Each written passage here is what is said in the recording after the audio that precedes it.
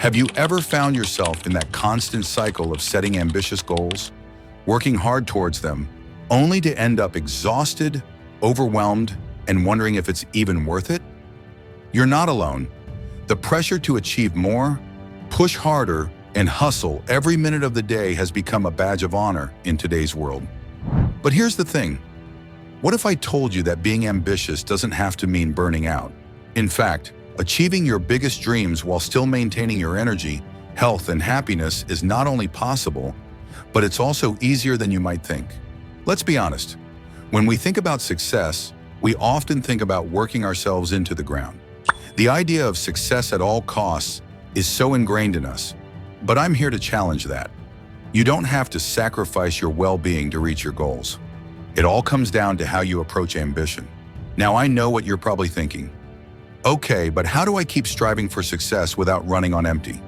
Well, that's exactly what we're diving into today. I'm going to walk you through 3 key strategies that helped me balance my ambition with my sanity. Strategies that you can apply right now. First, let's address the big question. How do we avoid burnout in the first place? For most of us, it starts with shifting our mindset. We often think that to be successful, we need to be working nonstop.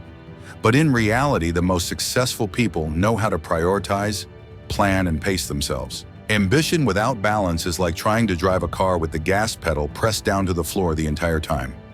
You'll burn out the engine before you even reach your destination. So let me ask you, what if there was a way to be ambitious, to push yourself, but in a way that didn't leave you feeling like you're drowning? The key here is learning to work smarter, not harder. Here's the first mindset shift that helped me. It's okay to rest. It's crazy how simple that sounds, right? But so many of us, especially when we're driven, believe that rest is a luxury we can't afford. The truth is, rest is a vital part of the process. If you're not taking the time to recharge, how can you expect to keep showing up at your best? You see, rest isn't about slacking off. It's about sustainability. Think of it this way. When you rest, you're giving yourself the energy and mental clarity to perform at your highest level when you're working. There's this misconception that taking a break equals laziness, but actually it's the opposite. By giving yourself those moments to recharge, you can come back even more focused, motivated, and ready to take on your next challenge. I'll be the first to admit that I've struggled with this in the past. When I first started pushing toward my big goals, I'd go full throttle, working late, skipping meals, cutting out social events, all because I thought it was the only way to succeed. But it didn't take long before I hit a wall. I wasn't just tired, I was drained. And that's when I realized success isn't a sprint, it's a marathon. And if you don't pace yourself, you'll burn out before you ever get close to the finish line. So, what does pacing yourself look like? Well, it's about creating boundaries around your work, setting intentional breaks, and listening to your body when it tells you it needs a rest. Simple, right? But so powerful when applied consistently. That's the first key. Rest isn't a reward, it's a necessity. The next thing I want to talk about is a strategy that I think is often overlooked when it comes to avoiding burnout. Saying no. It's easy to think that saying yes to everything will make us seem more ambitious or motivated. But the truth is, spreading yourself too thin can be one of the quickest paths to overwhelm. I've been guilty of saying yes to too many opportunities, too many requests, and too many projects. I thought I was being productive, but all I was doing was diluting my energy and focus. By trying to do everything, I ended up doing nothing well. Learning how to say no is one of the most freeing things you can do for your ambition. It's not about being selfish. It's about protecting your time and energy for the things that truly matter. Every time you say yes to something, you're saying no to something else. The trick is to decide what you really want to focus on, then align your actions accordingly. Now, I know it can feel tough to turn down opportunities, especially when you're excited about the possibility of success. But trust me, saying no is not a sign of weakness. It's a sign of strength and clarity. It's about respecting your limits and recognizing that your time and energy are precious. To wrap up this first part, remember that ambition and burnout don't have to go hand in hand. You can absolutely chase your goals while taking care of yourself along the way.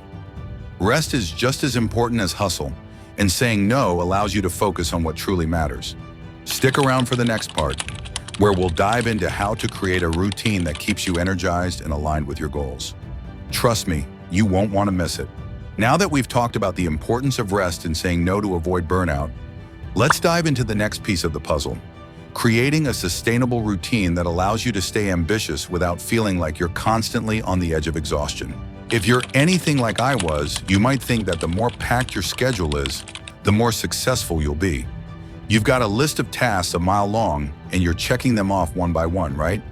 It feels productive, but after a while, that feeling of accomplishment starts to fade. Instead of feeling motivated, you start to feel like you're just going through the motions, ticking boxes without real purpose. Here's the thing: a full schedule doesn't always mean a productive one. The key to staying ambitious without burning out is to structure your time in a way that makes sense for you. When I started getting intentional about my daily routines, everything changed. I stopped treating every hour of my day like it was a race to get through. Instead, I learned how to design my days so that I was working with my energy, not against it. So how do you create a routine that works for you? Let me share a few things that really helped me get on track. First, I started by recognizing when I was most productive. You've probably heard this before, but it's true. Not everyone works at their peak all day long. For some of us, our best work happens in the morning. For others, it's late at night. The point is, pay attention to when you're naturally the most energized and focused. That's when you should be tackling your biggest tasks. Once I identified my peak productivity times, I made sure I aligned my most challenging tasks with those windows. This made all the difference. Instead of trying to power through the day on a mediocre energy level, I was able to give my best to the things that really mattered, and then save the less demanding tasks for when my energy naturally dipped. But here's the trick to making it all work: balance. If your entire day is packed with intense focus, you're going to burn out fast. You need breaks. And not just those quick 5-minute scroll through your phone kind of breaks. I mean real, intentional pauses where you step away from your work completely. One thing I've learned is that taking breaks isn't just about taking a breather. It's about being intentional about how you use your downtime. Whether it's a quick walk, reading, or simply sitting in silence for a few minutes, these small moments of relaxation actually allow your mind to recharge. And when you come back to your work, you're able to approach it with fresh eyes, more creativity, and greater efficiency. I also started to implement what I call the 2-to-1 rule. For every 2 hours of deep work I do, I take at least 1 hour of rest or low-energy tasks. So after 2 solid hours of work, I'll switch gears and do something like answering emails or reviewing documents, tasks that don't require a lot of brain power. This keeps me moving forward without burning out. And another thing I started doing was blocking out focus days. These are days where I protect my time fiercely and dedicate it solely to my most important work. There are no meetings, no distractions, just uninterrupted time to dive deep into my projects. It's amazing how much you can accomplish when you're laser focused on one thing without constantly switching between tasks. If you haven't tried this yet, I highly recommend it. It's a game changer for both productivity and mental well-being. Now, I know this might sound like a lot of planning and structure, and you might be thinking, I'm not the type of person who thrives with a rigid schedule. That's okay. The key here isn't perfection, it's creating a routine that works for you. You don't have to become a robot who sticks to every little minute of your day, but what you do need is some sort of structure that helps you prioritize what matters most without overwhelming yourself. One final piece of advice: be flexible with your routine. Life happens and things will inevitably change. You might have an off day or unexpected tasks pop up. That's normal. The goal isn't to be perfect, it's to be consistent. So don't beat yourself up if you miss a day or if things don't go according to plan. The important part is having a routine that, on the whole, keeps you on track without overloading you. Let's recap for a second.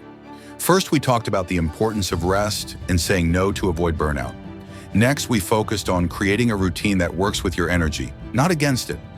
But there's one more piece of the puzzle that I want to share with you in the next part. And that's all about how to stay motivated and avoid the temptation to give up when things get tough. Because let's face it, no matter how great your routine is, there will be times when you feel like throwing in the towel. But I promise you, there's a way to push through those moments without burning out. As we wrap this up, let's talk about how to keep your motivation going and handle the tough moments without burning out. There will definitely be days when you feel drained, when your energy is low, or when you think, I'm just not getting anywhere. And that's completely normal. But it's how you handle those moments that will define whether or not you burn out. The first thing I want you to remember is that motivation doesn't just show up out of thin air. It's something you create for yourself, especially when things feel hard. The trick is to focus on small wins. This might sound simple, but trust me, it works. When you're feeling overwhelmed by a big goal, break it down into tiny, bite-sized tasks. Instead of looking at the whole mountain, focus on the first step in front of you. Take action, no matter how small. That first win, it's like a little spark that can start a fire. For example, let's say you're working on a big project. Instead of thinking, I need to finish everything today, just focus on getting one part done, like writing a section or completing a task. Celebrate that small win and move on. Little by little, those small steps add up to something big, and soon you'll realize you're making more progress than you thought. Now let's talk about keeping your why clear and in focus. If you're trying to achieve something ambitious, there's a reason behind it. Maybe you want to create a business, finish your degree, or just grow as a person. Whatever it is, knowing your bigger purpose can help you push through the tough times. So when you feel worn out, ask yourself, why am I doing this? Having that clear why helps remind you that you're not just working for the sake of it. You're working towards something that matters. Whether it's to create a better life for yourself, support your family, or make a difference. Keep your bigger vision in mind. That's the kind of motivation that can carry you through when everything feels too hard. Of course, no journey is without setbacks. You're going to face them, and that's okay. What's important is how you react to them.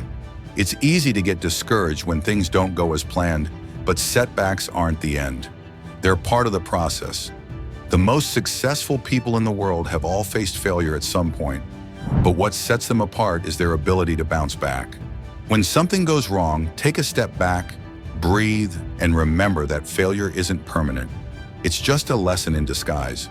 Instead of thinking, I failed, it's over, shift your mindset to, I failed, but what can I learn from this? Maybe you need to adjust your approach, tweak your plan, or ask for help. That's the beauty of failure. It teaches you how to improve.